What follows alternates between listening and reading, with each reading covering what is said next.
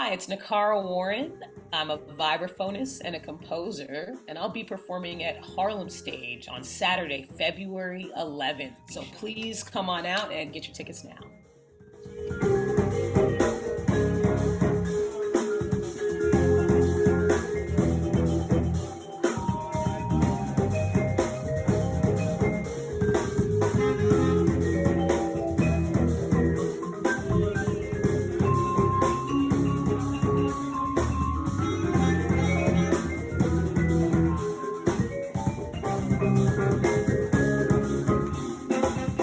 Hello. Thank you so much for having this interview with me with Harlem No Stage. problem. Um, so, um, Nokar, just tell me a little bit about you. Names, pronouns, all those things. Sure. My name is Nikara Warren. I use she, her pronouns. I'm a vibraphonist, an educator, a composer. I'm very deep into the composition at the moment, but education is a large part of what I do as well. And then, of course, a performer.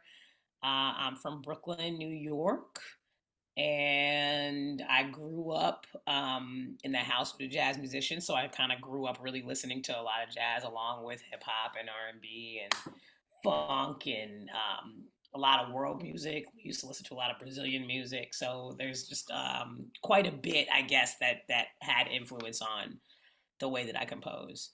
Yeah. Okay, cool. Can you tell me a little bit more about like your artistry? Like what brought you to this point in your life? Sure. It's a loaded question. I started playing seriously after college. I think in high school and middle school, I was always into it, and like I really, really liked it. I cared, but I also played basketball, and I did well in school, in academics. And when I went to college, I went for music business. So I worked at Sony in the copyright department, and I worked at Warner Chappell, and I sort of got my adult legs doing that, but realized that I was deeply unhappy um, with the lack of creativity and I really, I'm not great at having a monotonous life, like getting up and doing the same thing every day all the time. So for me, the music sort of ended up finding its way back into my life. I really just began to compose all the time. And then I got into a program called the Betty Carter Jazz Ahead program that was at the Kennedy Center at the time, which was probably like the real beginning of me trying to play and learn this music seriously, and beginning to compose seriously. So I think that those are my beginnings. Because I have a family member that's a jazz musician and is still working. Um, and because I grew up in Brooklyn, so there's a lot of like Caribbean music, a lot of hip hop that influences me. So I feel like my artistry has really been about trying to combine all those things and create language that doesn't really exist. Because I knew when I started making music, I knew I wasn't going to sound like anybody else. I'm a black woman. I play the vibraphone. I grew up with someone who's really deeply understood and knows the jazz language. So studying it was amazing, but there was a part of me that was wondering why everyone was speaking the same language and why there was not this ability to change things. So I think a lot of it comes from the music that I come from and what I love, but also the desire to grow and to expand and to create something that doesn't exist yet. Wow. Wow. Thank you so much for answering that. I Hmm. did want to have a follow-up question. What Sure. exactly is what did you say it was? Vibra? Vibraphone. That's a Yeah. great question. Mhm. That's a great question. The way I explain it to kids whenever I teach, I always say, when you learn your letters and you get to letter X, there are usually two things. They usually say X-ray or they'll say xylophone.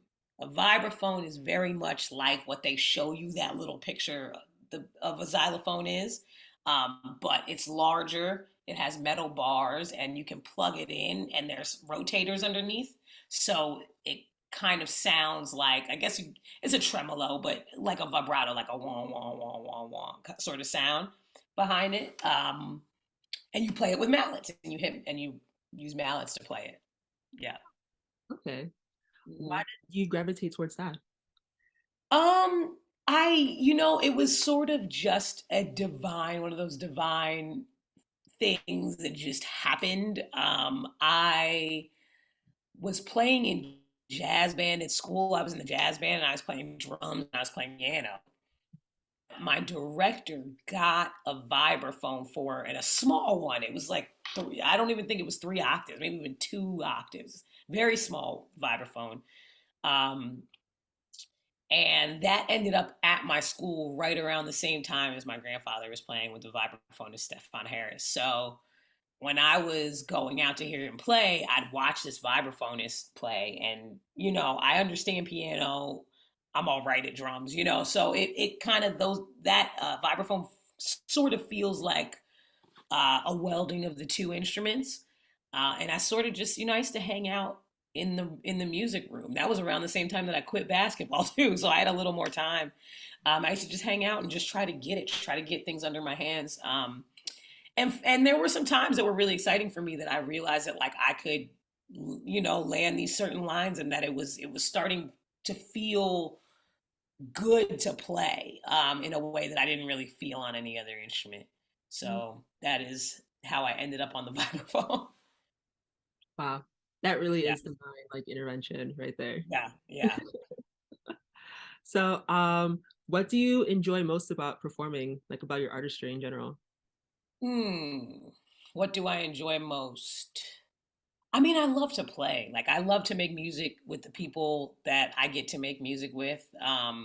It just, for me, it's just something, it's like words can't describe it. And I think it's something that people, when they hear the music too, they can feel it. And it's incredibly therapeutic for me. So there's that. I also feel like I love to, I love to have other people hear where I'm coming from because a lot of what I play about is really like following your dreams. It's kind of important for me to play for other people because I like to be that example of the fact that like you could literally choose anything. You know what I mean? And we are from a world, particularly people of color. We come from a world where people are telling us of all the things that we cannot do, including our parents, right? Because it's generally about love and care, and we want to make sure you're okay. And this is a world that is going to be tough for you if you look a certain way. Um, but I like to be the example that if you have an idea, you put your mind to something, and you just don't stop. I mean, that really is all it is. Just don't stop. I mean, because there are going to be things that try to halt you, but if you just don't stop, you'll be able to make it there. And so that is another. That's just something else that that's rewarding for me about playing. It's just getting that across to people. Like I said, particularly people of color. Yeah, and I just like to make people feel good. It just makes me feel good. So, so a win-win. I love that. Mm. So just going on to what you talked about, just like being a person of color and working with Harlem Stage, what do you feel arts organizations like Harlem Stage that are committed to giving artists of color a platform is so important? I think that's incredibly important. I think artists of color, people of color alike, have, because of the systemic oppression that just exists in our world, they're not always afforded the same opportunities, whether it be from childhood, from like, you couldn't take lessons, or you couldn't join this band, or, you just couldn't get in the room, whether it be that or whether it be things that happen later on, right? Like genre discrimination, or, like there are certain things that just keep certain people from being in particular rooms, in regardless of whether we're talking about music or not. So I think having a space for people of color to really come together and to perform, I think is a big deal. Also, I think having a space that feels safe for people of color because, being in jazz is one thing, but Black Wall Street also, I rap. We also use a lot of samples. And so, like, I say genre discrimination because there is a lot of discrimination at certain venues when they think you're doing playing hip hop Mm. or right. I mean, I've literally the other day just heard somebody on the phone, and it was two music professionals, agents. They didn't know anybody black was around, but had someone say, oh, well, it's a hip hop show, so the posses run deep, so this is how we're gonna have to, right, this is the way that people are talking. So to have a space like this is incredibly, incredibly important, not just on the end of for the musicians, but for people working too, right? Like being able to be in a space where we feel like we can have a certain type of music in here and it's respected, um, is a big deal too. And also just honestly to preserve the music, right? Like our music is going to be, because it's great, people are going to borrow it and people are going to use it, right? And I think it's really great to make sure that people of color have space to create music, um, because it's very likely that that music is going to end up in someone else's hands, but having that space where it starts, I think is a really great thing, and can keep it authentic, uh, for that time. Yeah. Mm-hmm. I appreciate that answer. All of that resonates with why Hmm. doing what you're doing and why you're Hmm. working with Harlem Stage and why we would just really just appreciate having artists of color here, Yeah. being able to actually have a safe space to express Hmm. their artistry amongst like-minded people too. Hmm. I have one more question for you. So, what can audiences expect from your performance at Harlem Stage? That's a great question. What can we expect from my Harlem Stage performance? I will definitely be completing some arrangements from some of our favorite artists like Marvin Gaye. I'll probably play a little bit of, I might play some Curtis Mayfield. I'll probably do some Nina Simone. So we'll do some arrangements.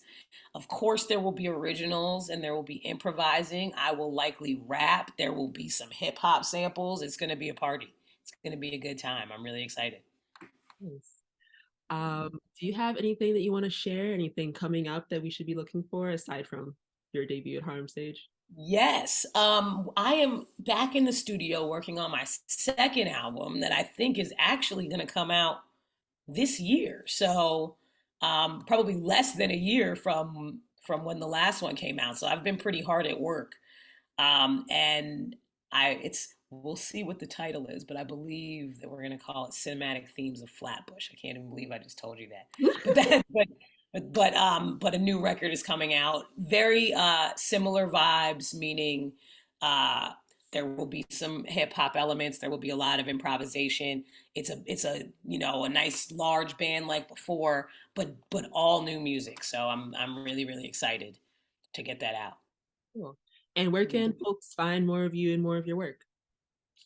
If you Google Nikara and music, my first name and music, you should be able to find my website, my Instagram, my SoundCloud, everything that I would possibly post on will be there. So, if you follow me on Instagram at Nikara Music, that's probably where I'm the best about posting regularly.